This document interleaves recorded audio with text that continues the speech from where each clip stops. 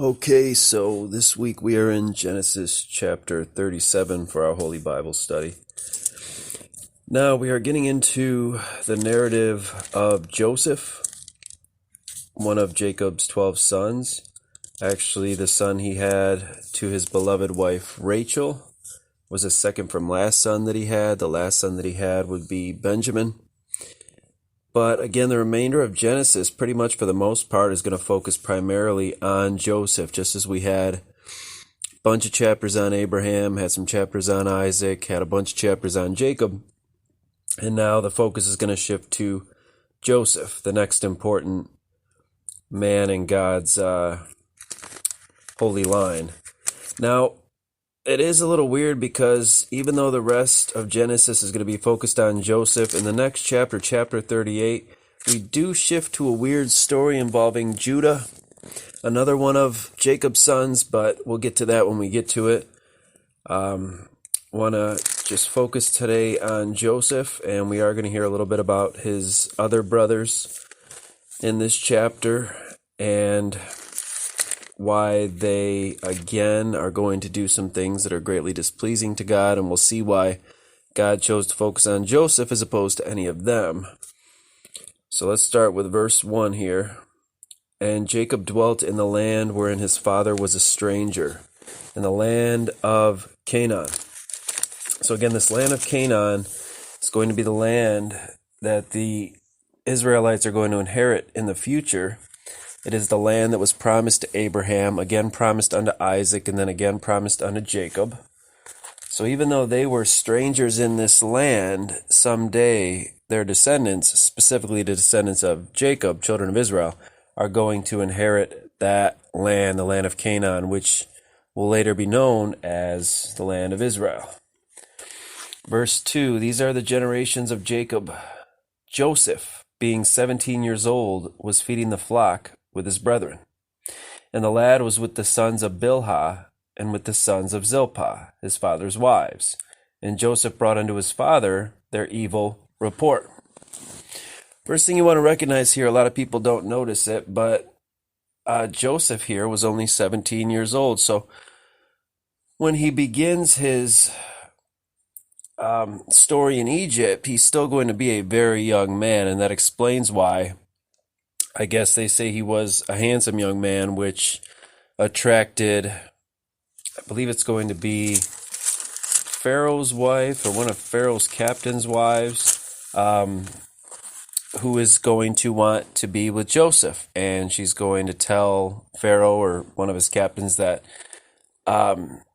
he had slept with her, he took advantage of her, because Joseph showed no interest in her. So he obviously liked the line of Abraham, Isaac, and Jacob. They were good-looking people. And again, Rachel was just drop-dead gorgeous, apparently, from the text. So that explains why Joseph would also be, over all the other brothers, one of the most best-looking guys. So he was only 17 years old, a young guy. But back in those days, that was pretty much considered adulthood. It was a lot different back then than it is today. Today, we consider anything under 18 a minor, but then the laws are different in other states, such as 16 and 17-year-olds. If you're old enough to drive, then you're an adult. You can do adult things. You can be with older men or women. Whereas certain states, anything under 18, that's minor. You're cut off. But back in the day, even in Joseph and Mary's day, parents of Jesus, women were married off at 14, 15 years old to, 30-year-old men. So they were a lot more, lenient on the ages back then, and women had to grow up a lot quicker back then than they do today. For obvious reasons, they had to be homemakers, and a lot of them had to work out in the fields or out in the yards, out in the country. So they had to grow up a lot quicker and didn't have as much time to play around and do childish things like, the teenagers of today do. So Joseph, even though he was only 17, he still, in his father's eyes, was considered an adult, a man. And it seems like, again, we're seeing a favoritism issue here where we saw it with Isaac between Jacob and Esau. how they favored Jacob. And we saw it with Abraham, where not only Abraham, but the Lord favored Isaac over Ishmael. So now we're going to see that Jacob and his wife are going to favor Joseph over all the other children. Again, and that's possibly because Rachel, out of Jacob's wives, was the one whom he always wanted to be with. That was the one who he always intended to marry. And of course, a wrench got thrown into that. He ended up having another wife, which was her sister, Leah.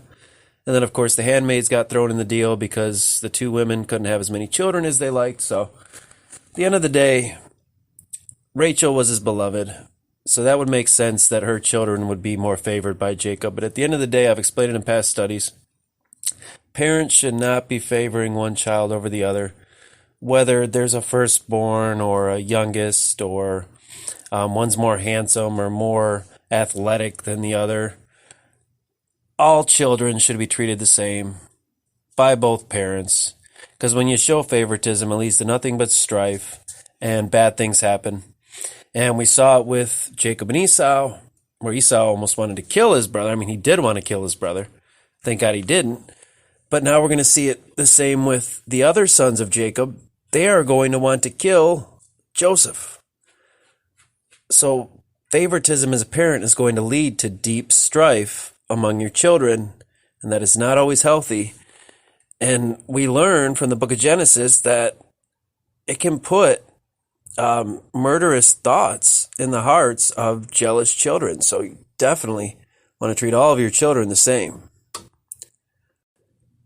Now, when it says here that Joseph brought unto his father the evil report of the sons of Zilpah and Bilhah, those sons were the sons of the handmaids. So if you're going to pecking order, which sons were more obedient, which sons were more faithful to their parents, meaning Jacob and Rachel and Leah, obviously would be the direct sons, not the sons of the handmaids. So the sons of the handmaids, when it comes in the favoritism line, they were at the bottom of the totem pole. So they were always getting into trouble. They were doing bad things, apparently. And so Joseph would bring the reports of the bad and evil things these sons of the handmaids were doing to his father, Jacob. So today we'd call that a tattletale, but it seems like Jacob had assigned him that duty, like to keep an eye on his immature troublemaker brothers and to bring the report back as to what they were up to. Because Jacob obviously couldn't keep an eye on them at all times. I mean, he had 12 kids. So he assigned the son he trusted most, his favorite son, Joseph, with that task. Now, Israel loved Joseph more than all his children because he was the son of his old age, and he made him a coat of many colors. So son of his old age, again, he was the second last son that Jacob had before Benjamin, and both Joseph and Benjamin were born to his beloved wife, Rachel. So that is another reason why he favored him. And when we read here a coat of many colors, a lot of people focus in too much on that. It wasn't a magical coat. It wasn't nothing like that. Basically, from what I've read from the theologians and from the translations, coat of many colors could have been, I mean, just as you think it is. Maybe it was just colored in many different colors. But they're saying since, and when I say they, I mean like today's theologians, what they're saying is that back then they didn't have all of the pigments that we have today with the colors, and they weren't as skilled in, making multicolored pieces of clothing like we can today. So they're saying that this coat of many colors was probably a coat with just many different colors of fabric sewn together.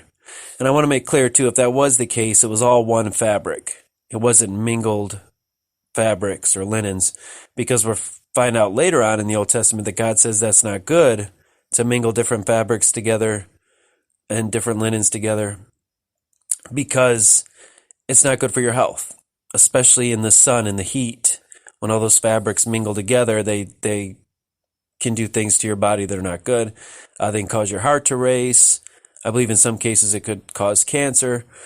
So when people laugh at that and they say, oh, God wouldn't let people wear mixed fabrics, ha ha ha, so funny, wouldn't let them eat shellfish, ha ha. Well, shellfish, we found out today a lot of people are allergic to it and can die from it. Same with pigs. We find since in their pig pens there's a lot of rats that they can carry diseases more so than any other animal. So people who make fun of Jews for not eating pork don't see that God made that law for their good, for their health. Same with the mingled fabrics. God said if you mingle these things together, it's not good for your health, especially in that Middle Eastern heat. So if he did have a coat of many colors of fabrics, it was all one fabric, just different colors, all sewn together. Finally, the third option is they say that it was a mistranslation when you get the many colors, and that actually was supposed to be long sleeves, a coat with long sleeves, because back then apparently the tunics that they wore didn't have long sleeves, so Joseph would stick out amongst his brothers. He would be unique amongst the bunch. He would have something special.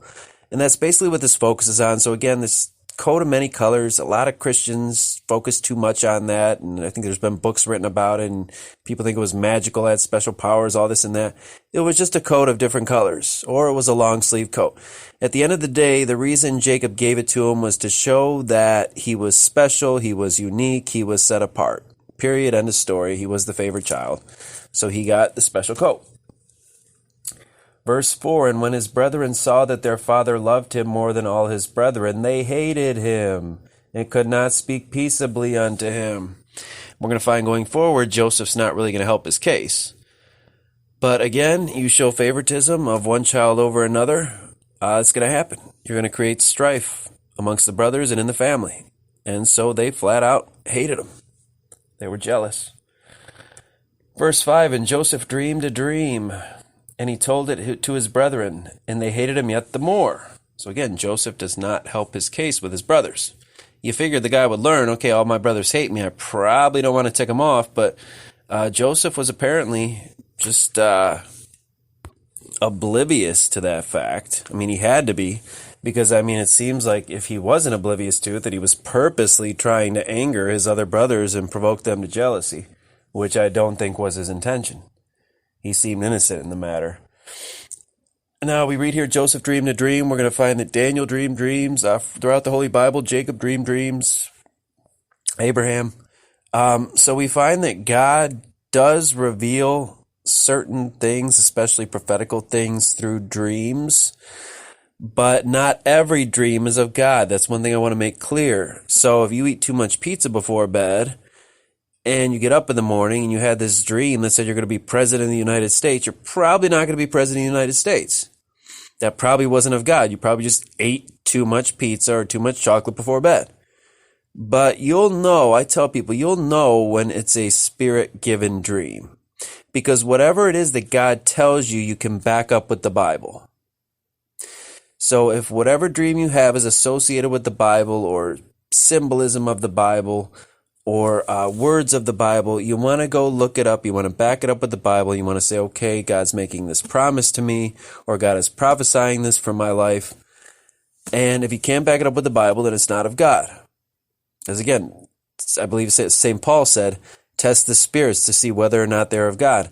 Because yes, God can give you dreams, but also the evil one, Satan, can give you dreams. And that's what we call nightmares. So I believe when you go to bed stressed and fearing and worrying, those negative feelings and emotions can lead to nightmares. And whenever you have those, I suggest praying against them, saying, Lord, keep me from having nightmares. And also, when you do have dreams that seem to be prophetic, especially that involve loved ones or pets or anything, and it's not good, and God forbid, say something happens to them in your dream, immediately when you wake up, I suggest you pray against that happening in reality. I do that all the time. And I believe because sometimes God, when he loves us, he will reveal to us things that could possibly happen in the future that we can prevent through prayer. So I always, whenever anything happens to any of my loved ones in what I call nightmares, I get up and I pray against it, whether people will say to me, oh, it's just a dream, it's just fantasy, it's just in your head. Irregardless, was the Lord warning me, saying, look, something could happen, but if you pray against it, it won't? Every time I prayed against it, it hasn't happened. And whether or not it's just the prayer that stopped that, or if it was never going to happen in the first place, I'd feel much more comfortable praying against it. So I suggest you do the same. If you ever have any bad dreams about your loved ones, just get up right away and pray for them and say, Lord, whatever happened to them in my dream or my nightmare, let it not happen in reality in Jesus' name. And it will not. Because the Lord was revealing something to you that could happen because of your faith and praying against it. It will not happen. All right, so where did I leave off here? Okay, Joseph dreamed a dream. Verse 6, and he said unto them, Hear I pray you, the dream which I have dreamed. So, again, brothers hate him, very jealous of him. So this guy now, for whatever reason, is going to tell them a dream, which is going to tick them off even more. For behold, we were binding sheaves in the field, and lo, my sheaf arose, and also stood upright. And behold, your sheaf stood round about. It made obeisance to my sheaf. What that means is that their sheaves were bowing to Joseph's sheaves, paying obeisance. So do you think they're going to be happy about that dream? And again, in Joseph's defense, if he was innocent in this matter, he didn't mean to provoke them. Just an innocent, pure kid.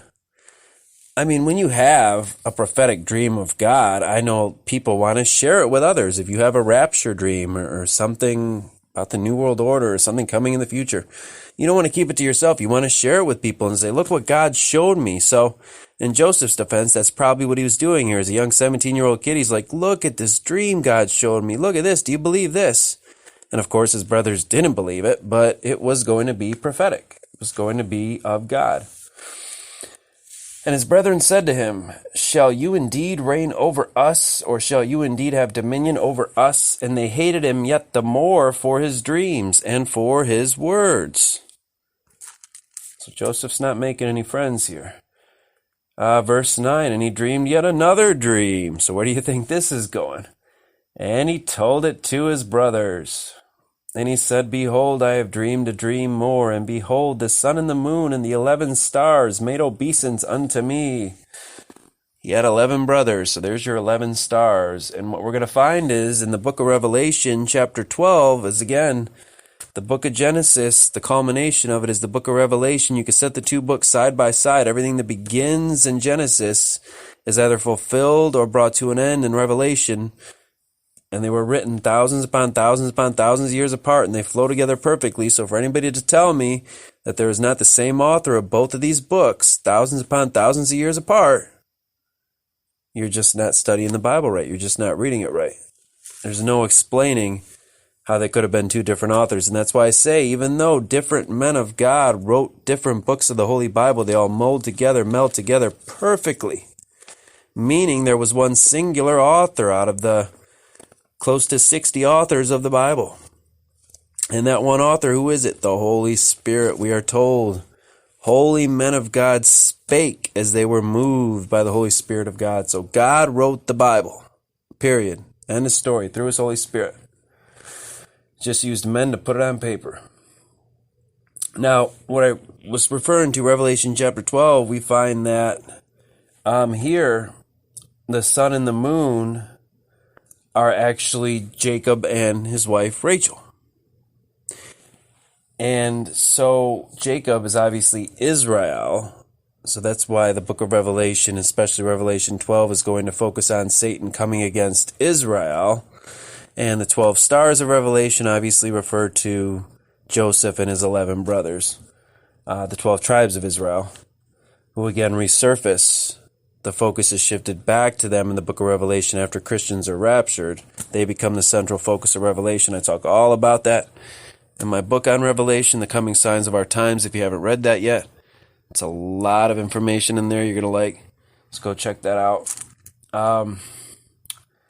So I left off at verse 10 after he said, Behold, the sun and moon, meaning his father and his mother and his 11 brothers, are all going to bow to him. He told it to his father and to his brethren, and his father rebuked him. So even Jacob saying, now hold on, man. I love you, but I'm going to be bowing to you? Hold on now. So Jacob said, "What is this dream that you have dreamed? Shall I and your mother and your brethren indeed come to bow down ourselves to thee, to the earth?" So Jacob's basically saying here, "I love you, Joseph, but don't let this favoritism go to your head. I mean, I could take that coat of many colors away from you just as quick as I gave it to you. So, don't get puffed up here in pride thinking that just because I favor you that you're just better than everyone on the planet, even your mother and father." Verse 11, "And his brethren envied him," so they were jealous of him, "but his father observed the saying," meaning that at the end of the day, when Jacob finally sat down and thought about what Joseph had prophesied, he was remembering all the dreams and visions that he was given of God and said, well, maybe this favored son of mine, maybe he is also receiving visions and prophecies of God for our people in the future. So it says Jacob, his father, observed the saying. So eventually he came around. And his brothers went to feed their father's flock in Shechem. You remember Shechem? They had come from there not too long ago after a couple of the brothers had slaughtered the whole city of men because of what they had done to Dinah, Jacob's daughter. You can listen to that in the previous studies if you haven't already. Verse 13, "And Israel said unto Joseph," again, Israel here is Jacob, "Do not your brethren feed the flock in Shechem? Come, and I will send thee unto them. And he said to him, Here am I. And he said to him, Go, I pray you, see whether it be well with your brethren, and well with the flocks, and bring me word again. So he sent him out of the vale of Hebron, and he came to Shechem." See, so again, as we read at the beginning of the chapter, I believe Joseph here is like Jacob's eyes on the ground. So Jacob sends Joseph to observe everything of his, family, of his cattle, of his riches, of his property. Joseph is the overseer, and he comes back and tells Jacob, whether good or bad, what's going on, since Jacob can't go watch it all himself. Verse 15, "And a certain man found him," meaning Joseph, "and behold, he was wandering in the field. And the man asked him, saying, What seek you? And he said, I seek my brethren. Tell me, I pray you, where they feed their flocks. And the man said, They are departed from here, for I heard them say, Let us go to Dothan. And Joseph went after his brethren and found them in Dothan. And when they saw him afar off, even before he came near unto them, they conspired against him to slay him." Sound familiar? Again, when you favor one child over the other, it causes nothing but jealous, hateful, sometimes even murderous strife. Saw it with Jacob and Esau, and now we're seeing it with the 11 brothers of Joseph. "And they said one to another, Behold, this dreamer cometh." Now, it's also said that the original translation can read master of dreams, so they were kind of mocking him. They said, Behold, the master of dreams cometh. Come now, therefore, and let us slay him and cast him into some pit, and we will say some evil beast has devoured him, and we shall see what will become of his dreams. Now, when it says pit here, it's obviously just not a little pit in the dirt, because he could obviously somehow climb out of that unless it was very deep. A lot of theologians believe that it was like a well, a drained well that didn't have any water in it, because, they go down very deep, and it would be impossible without rope or something like that for them to get out. So instead of a pit, they believe here it was a well, because there were a lot of wells in that area, because they needed water for the cattle. So they threw him into some well, and Reuben heard it, his brothers conspiring, and he delivered him out of their hands and said, Let us not kill him. So Reuben here is going to be one of the very few brothers who are going to do the right thing in God's sight and actually stand up for and do his best to defend the life of Joseph from his murderous brothers at this point. Let us not kill him. And Reuben said unto them, Shed no blood, but cast him into this pit, into this well that is in the wilderness, and lay no hand upon him, that he might rid him out of our hands to deliver him to his father again. So his main goal here was like, okay, throw him in the pit, don't kill him. And he made them believe that his plan was just to leave Joseph there and then tell their father that, Joseph got mauled by wild beasts or whatever. But this way, Joseph wouldn't really die. So on his conscience, yeah, it was wrong lying to their father saying the son was dead. But at the end of the day, he'd know in his heart he saved Joseph's life and Joseph wasn't dead. But in his mind, even though that's what he wanted them to think, he actually was going to go back to the well, get Joseph out, and be the hero for bringing Joseph back to his father again. Verse 23, and it came to pass when Joseph was come up unto his brethren, that they stripped Joseph out of his coat of many colors that was on him. And they took him and cast him into a pit, into a well, and the pit was empty. There was no water in it. See, so if there was no water in the pit, then it was a well.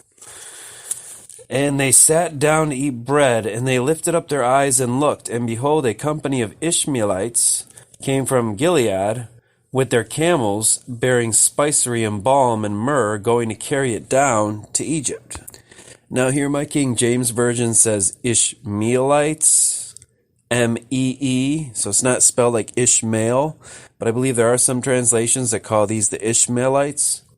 So you would think that they were sons of Ishmael, but from what I've read in my studies is that the name Ishmaelites basically encompassed a lot of the children of handmaids of Abraham and of Isaac, such as Hagar, remember, with Ishmael.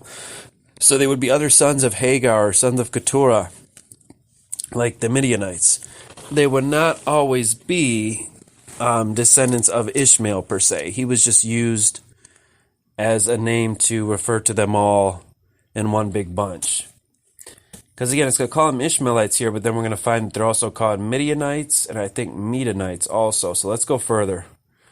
And Judah said unto his brethren, what profit is it if we slay our brother and conceal his blood? So now Reuben stood up for his brother.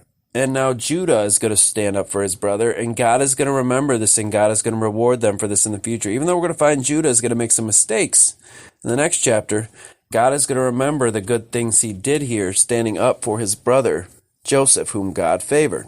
He's going to remember Reuben as well. And they will be blessed with God's great mercy in the future and not be punished as gravely as they should for certain things they do.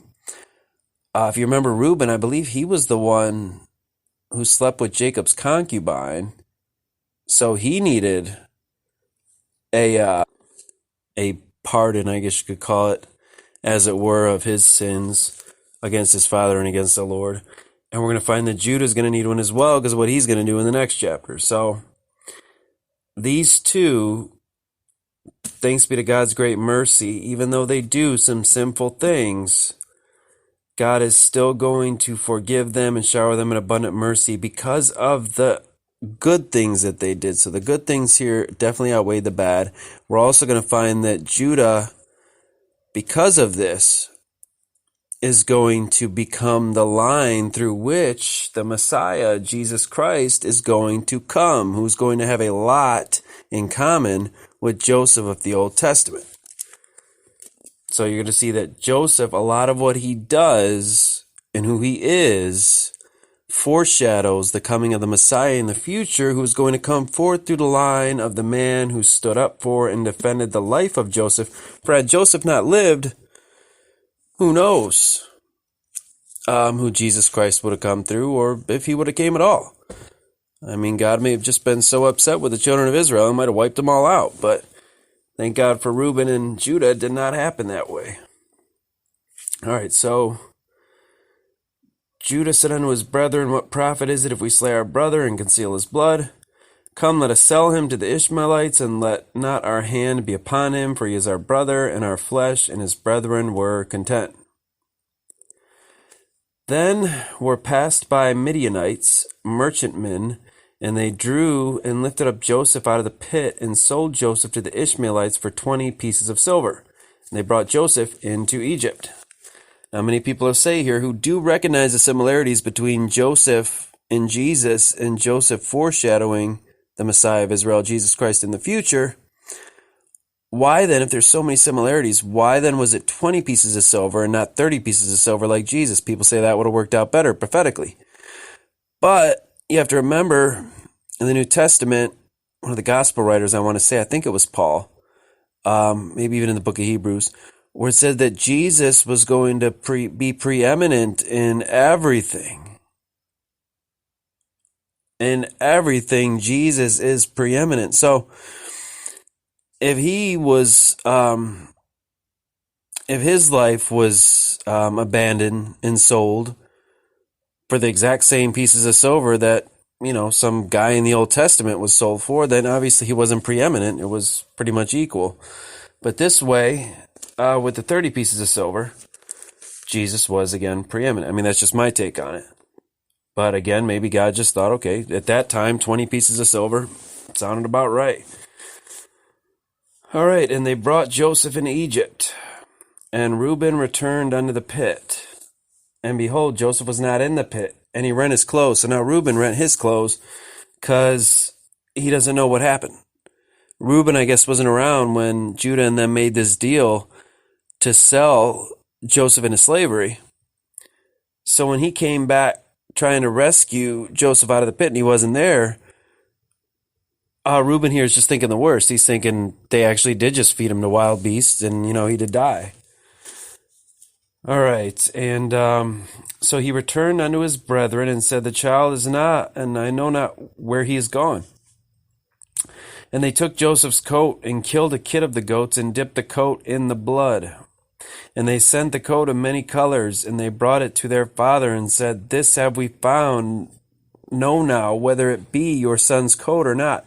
Now, obviously, it's going to be his son's coat. Who else has a coat of many colors or a long-sleeve tunic in that area? Nobody at that time, because it was a very special, unique coat. So it was kind of stupid for them to ask that question. They knew it was Joseph's coat, but I guess and make it more believable that, they were unaware that Joseph was mauled by wild beasts and they just found his jacket on the way back. So they're like, is this his jacket, Dad? Is it? We found it. We don't know. They tore it off his back. So they said, this have we found. We do not know whether or not it be your son's coat. And he knew it. See, Jacob right away, he knew it. He recognized the coat, and he said, it is my son's coat. An evil beast has devoured him. Joseph is without doubt rent in pieces. And Jacob rent his clothes and put sackcloth upon his loins and mourned for his son many days. Now, here now in the Holy Bible, whenever you read the word many, in our day and age, many days, you'll say, okay, well, maybe 4 or 5, 6, 7 days they mourned. But many, we find the word many in the Holy Bible can mean hundreds, if not thousands. So Jacob here could have not only mourned for months to years, but possibly even a decade he could have mourned, for he mourned for many days. And all his sons and all his daughters rose up to comfort him, but he refused to be comforted. And he said, for I will go down into the grave unto my son mourning. Thus his father wept for him. Now, the word for grave there is Sheol. It's like the abode of the dead, the spirit world. So he wasn't speaking of the physical grave. He wasn't going to go into the same grave with Joseph, but he's talking about when I go down into Sheol, till I see him again, I will be mourning for him. Now, Sheol wasn't exactly hell. At that point, there wasn't really a hell yet, and believers could not yet be, the Old Testament believers for that case, for that matter, such as Abraham, Isaac, they could not be with God yet because God cannot dwell in the presence of sin. So until Jesus Christ came and washed and cleansed all of them, it says when he went down and set the captives free, when he went down and got all the Old Testament saints, such as David and the rest, Daniel, and cleansed them in his sin-cleansing blood as the ultimate sacrifice, then they can be brought before the God of heaven and earth in his presence as kings and priests and holy and righteous. Because otherwise we're all just covered in the polluted, sinful blood of Adam until we know Jesus Christ. So Jesus alludes to it a little bit in Luke. I want to say it's chapter 16 or 19, where you remember the rich man and Lazarus, where the rich man says, "Oh, give me a cool drink of water so I can wet my tongue. It's so hot down here." The rich man found himself in the hell side of what was known as Hades. It was also Gehenna, was another word for hell. Whereas Sheol, the other side of Hades, was the comfort side, which was also known as Abraham's bosom. And that's how Jesus describes it. So it was rent in two, I guess you could say, the Sheol. There was half side heaven, half side hell. And then once Jesus came, then hell obviously became the pit, the abyss. And then heaven, where the third heaven, where Yahweh God dwells, is where believers go until they're reunited with their bodies after the rapture of the faithful. So that's a teaching for another time. But basically, when he says grave here, he means Sheol, into the spirit abode. When I pass on from this life and I see him again, I will weep for him, I will mourn for him. And the Midianites sold him into Egypt unto Potiphar, an officer of Pharaoh's and captain of the guard. So, chapter 39, we are going to start with the narrative, the awesome and faith-building narrative of Joseph in Egypt, just what God can do for those who put their trust and their hope and their faith in him, that we can go from slaves to kings in his eyes. We can go from having nothing to being in prison to having the best of everything at our beckoning. Now, again, I'm not talking about prosperity preaching here, meaning not every Christian is going to have the best and greatest of everything. But if you put your faith and hope and trust in God, you can start as a prisoner and end up a prince. And that's just a really good way to look at it. And that's how we're going to find Joseph is going to make out in Egypt. But before we get to the remainder of his story, we are going to have that little stop off with Judah in the next chapter. Again, it's a very weird story, but I'll get into all of the meaning of it and the reason for it next week. But this weekend is Good Friday, and it is Easter Sunday, Resurrection Sunday, Pesach. So you want to tune in this weekend to YouTube. I'm going to do, just like I did a Christmas special, I am also going to air a Pesach special, Resurrection Day special, Easter special, whatever you want to call it. It is going to be this weekend. It should be on YouTube by Saturday night at the latest, Easter Sunday. So definitely check that out. It's going to be really good. I'm going to go into the reason for the season, why Easter is all about Jesus and why we need to forget about the bunnies and the chicks and the colored eggs and all this other stuff. And if you do that stuff with your kids, I go into a whole teaching about how you can do it with them and still incorporate Christ. And also I speak about how Passover and Good Friday and Resurrection Sunday, how they're all intertwined, how the Old Testament Jewish holiday and the New Testament Christian holiday, they're all intertwined with God, and they both go together. You can't take one away from the other because one points to the other and one fulfills the other, so you can't have one without the other. So it's an important teaching for Jews and Christians alike. So tune in this weekend, Easter weekend, to the Easter special. I think you all are going to really enjoy it like you did the Christmas special. And then again next week, we're going to pick up with a little story about Judah in Genesis chapter 38. I hope you all enjoyed this one. And until this weekend, friends, God bless y'all and Godspeed.